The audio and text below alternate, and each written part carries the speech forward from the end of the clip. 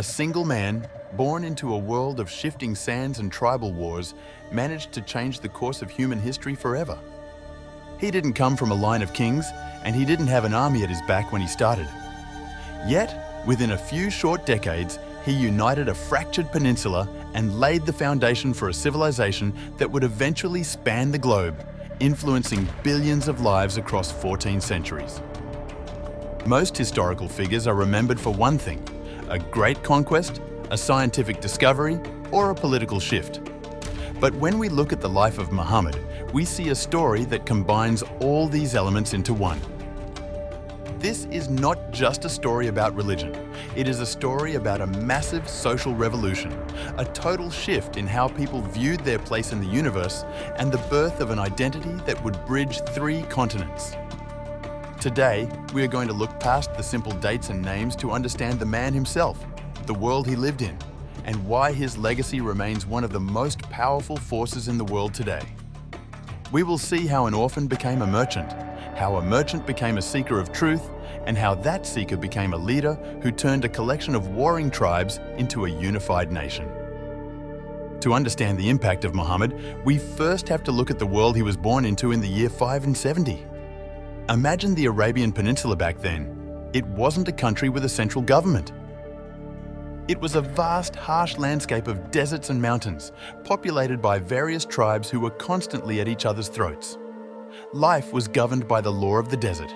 Loyalty to your tribe was everything. If someone from another tribe killed one of your kin, your tribe was obligated to retaliate. These blood feuds could last for generations, keeping the region in a state of perpetual violence. In the center of this world sat Mecca. It was a unique place because it housed the Kaaba, a cubic building filled with hundreds of idols. It was a neutral zone where fighting was forbidden. This made it the perfect spot for trade. While the rest of the world was dominated by the Byzantine and Sassanid empires, Mecca thrived as a wealthy merchant hub. However, this wealth brought its own problems. The old tribal values of looking after the poor and the weak were being replaced by greed. The gap between the rich merchants and the struggling poor was growing wider every day. This was the environment into which Muhammad was born. His early life was defined by loss. His father died before he was even born.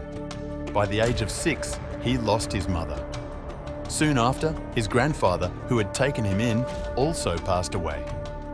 Eventually, he was raised by his uncle, Abu Talib. Growing up as an orphan in a society that valued lineage and strength above all else was incredibly difficult. Muhammad didn't have the protection or the inheritance that other young men had. He had to work. He started as a shepherd, tending flocks in the hills around Mecca. Those long, quiet hours in the desert likely gave him a lot of time to think. Later, he joined his uncle in the caravan trade, traveling north to places like Syria. As he grew into a young man, people began to notice something different about him. In a city where people were known for being shrewd and sometimes dishonest in business, Muhammad earned the nickname Al-Amin, which means the trustworthy. He was known for his integrity, his calm demeanor, and his ability to mediate disputes.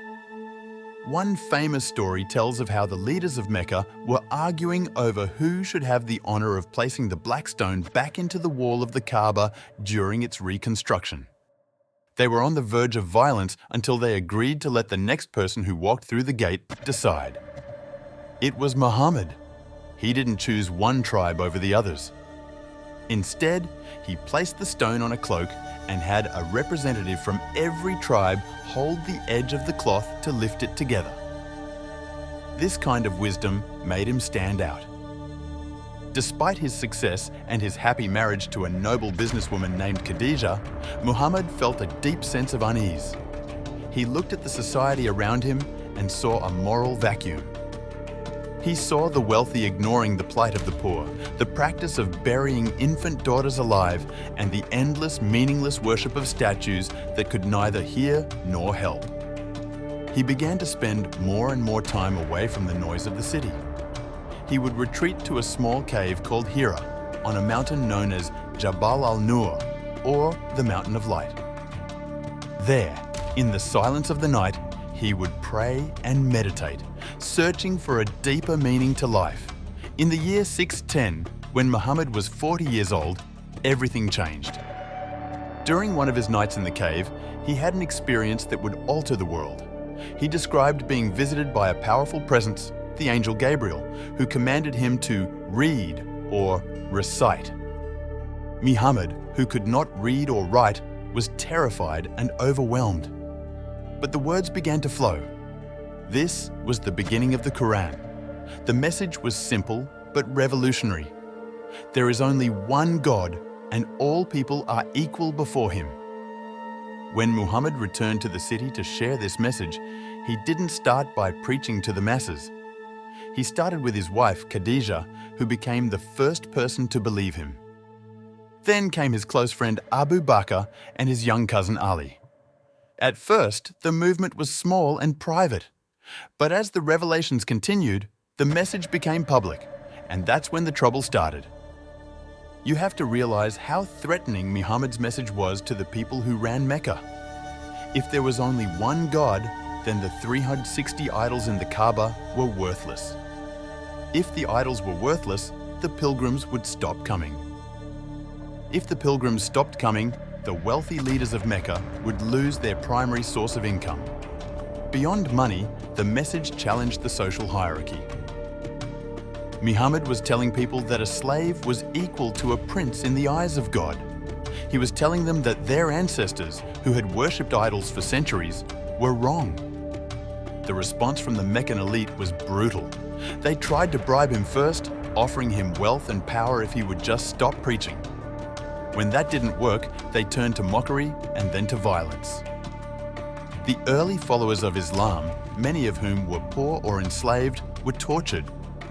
One of the most famous examples is Bilal, an Ethiopian slave who was pinned to the burning sand with a heavy rock on his chest. Yet he refused to renounce his faith, repeatedly, one, referring to the one God. Muhammad himself was protected to some extent by his uncle Abu Talib, but the pressure was immense. The Meccans eventually enforced a total boycott on Muhammad's clan, forcing them into a barren valley where they suffered from hunger for years. Then came the year of sorrow, when both his beloved wife Khadija and his protective uncle Abu Talib died. He was now vulnerable and alone in a city that wanted him dead. This leads us to the turning point of the entire story, the Hijra.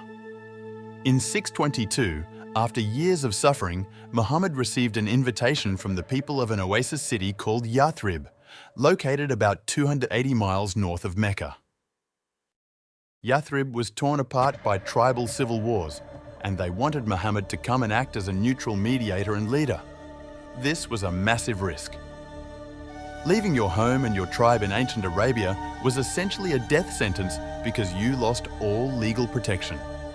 But Muhammad and his followers began to slip away in small groups.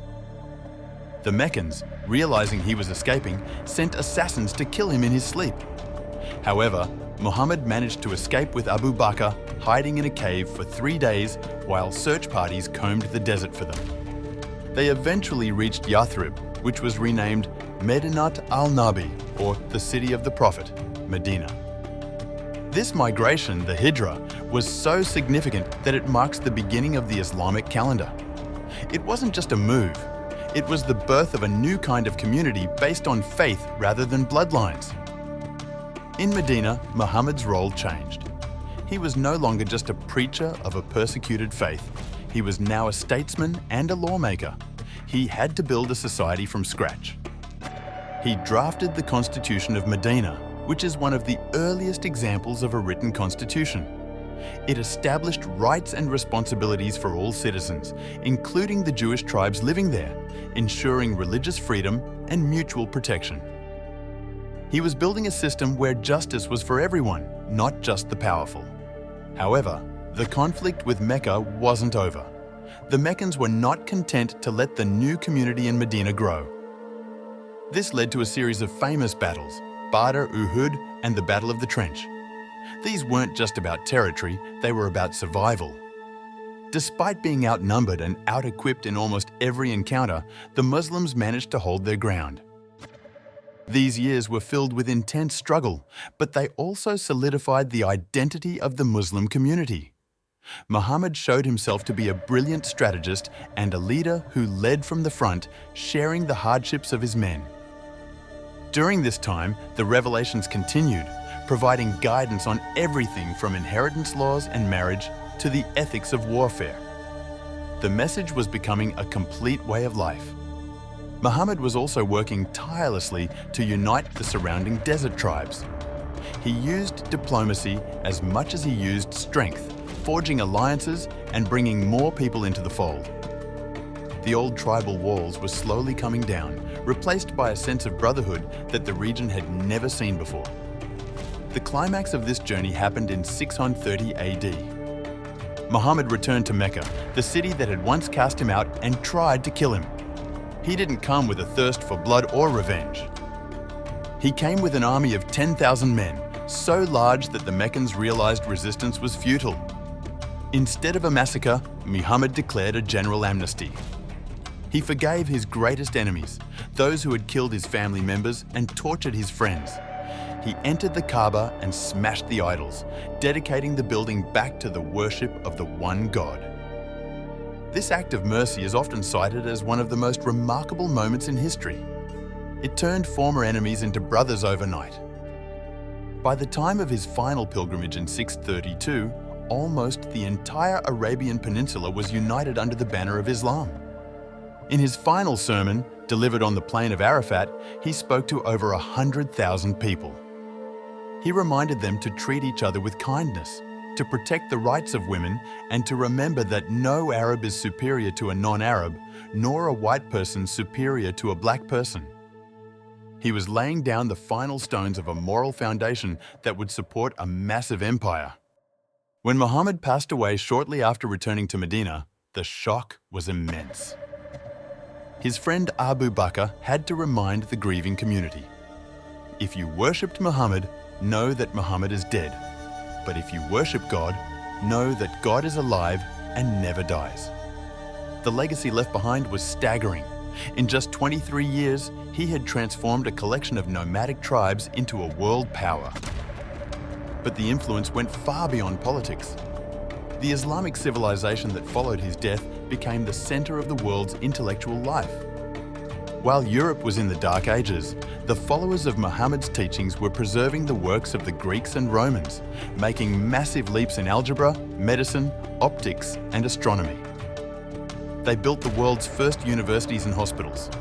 They created a trade network that stretched from Spain to China, spreading not just goods, but ideas and culture. Think about the sheer scale of it. Today, almost 2 billion people turn toward Mecca 5 times a day to pray. The laws, the ethics, and the social structures he introduced continue to shape the legal and moral codes of dozens of nations. He changed how people thought about charity, introducing the zakat, or mandatory almsgiving, which created the world's first systematic welfare state. He changed how people thought about education, famously saying that seeking knowledge is a duty for every man and woman. As we look back at this 400-year-old story, we see a man who was deeply human yet undeniably extraordinary. He experienced the highest of highs and the lowest of lows. He was a father who grieved the death of his children, a leader who spent his nights in prayer, and a visionary who could see a unified future where others only saw tribal conflict. His life serves as a bridge between the ancient world and the modern era. Whether you look at him through the lens of faith or simply as a historical figure, there is no denying that Muhammad's life is one of the most consequential stories ever told. He didn't just found a religion, he inspired a civilization that would carry the torch of human knowledge for centuries. From the quiet cave in Hira to the bustling streets of modern cities, his influence is woven into the very fabric of our global society. Muhammad's journey from an orphan in the desert to the leader of a global movement is a testament to the power of a single idea and the resilience of the human spirit. History is full of these incredible figures who remind us of where we came from and how our world was built. Subscribe to History Memory Chronicles for historical deep dives. Like, comment and share.